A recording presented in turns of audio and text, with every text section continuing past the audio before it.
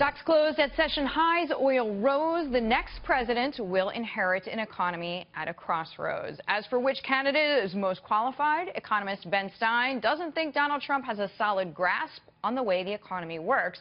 But, says Stein, will still vote for him because he likes him.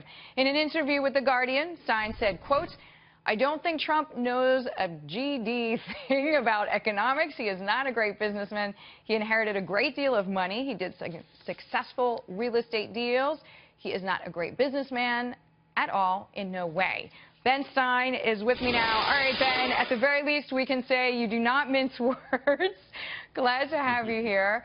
If Trump does not have a concept, a stronghold on the economy, on how it works, why, as an economist, are you going to vote for him?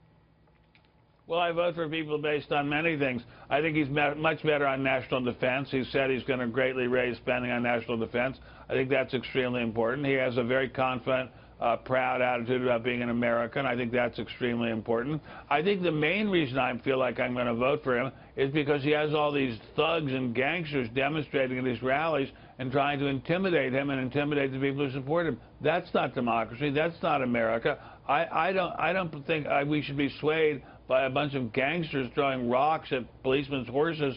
I'd like to support the candidate that they're throwing the rocks at. So what if there were no protesters? Would you vote for him?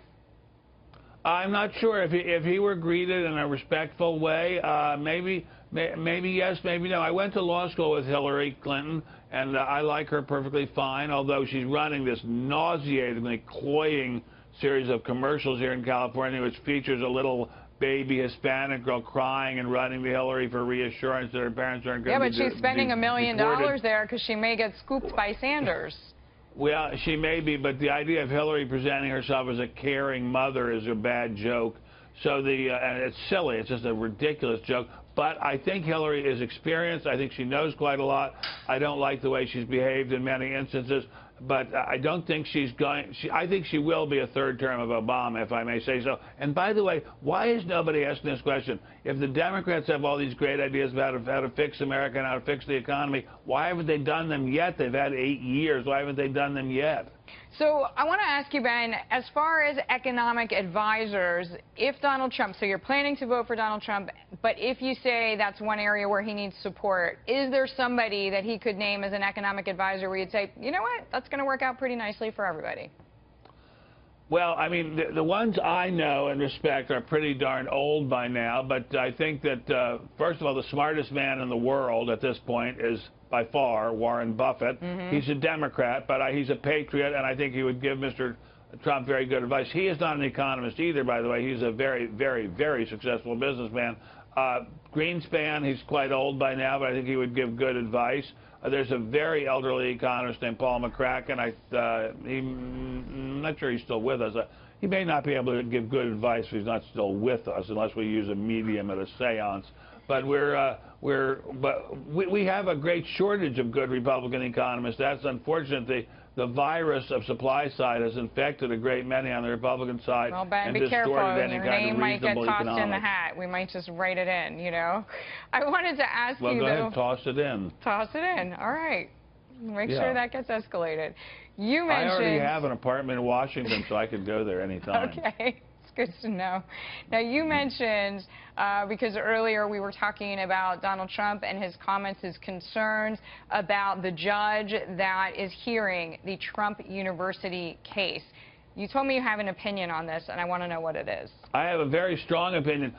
Like Mrs. Clinton, I went to Yale Law School. The basis of what we learned at Yale Law School is that the law is not a brooding omnipresence in the sky. It's not some mysterious divine thing brought down by Moses off Mount Sinai. The law is what the judges say it is. They're as biased as anyone else. They're human beings. They have biases and prejudices. I think it's incredible that a judge who's clearly in La Raza, or at least apparently is, was appointed to be in charge of this case. I don't know why Trump's lawyers haven't moved to get him off the case.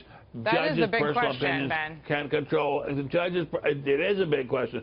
Judges' personal opinions control everything. There was no basis in law for Roe versus Wade. It was just clearly the biases of the people on the court. The bias of the people on the court decide everything. and it's very scary to think of what Mrs. Clinton would do on the court if she were nominated. And by the way, this has gone on forever since the days of John Marshall.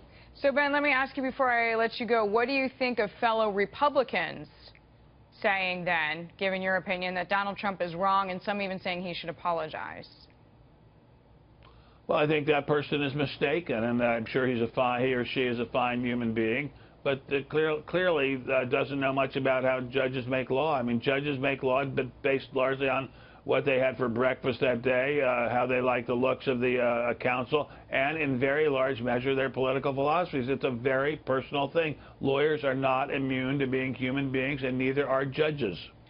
Ben Stein, we are always glad for your spirited conversation. Thank you. Well, it's an honor to be here. Thank you. Thank you, sir. Economist and author Ben Stein.